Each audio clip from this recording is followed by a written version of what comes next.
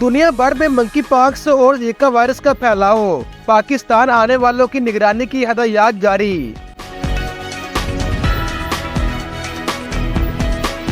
National command and operation centre ने दुनिया भर में मंकी पॉक्स के बढ़ते केसेस और भारत में जीका वायरस का फैलाव के बाद बॉर्डर हेल्थ सर्विसेज को अलर्ट जारी कर दिया।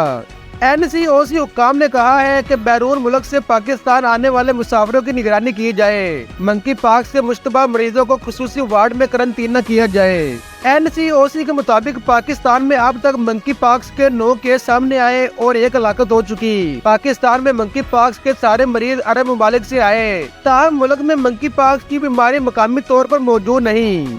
NCOC का बताना है कि भारतीय शहर पुणे में जीका वायरस के 80 से ज्यादा केस और कई हलाकतें हो चुकी, जबकि पाकिस्तान में जीका वायरस फैलाने वाला मच्छर मौजूद है। आगा खान यूनिवर्सिटी के मुताबिक 2021 और 2022 में कराची में जीका वायरस की मौजूदगी कन्फर्म हुई।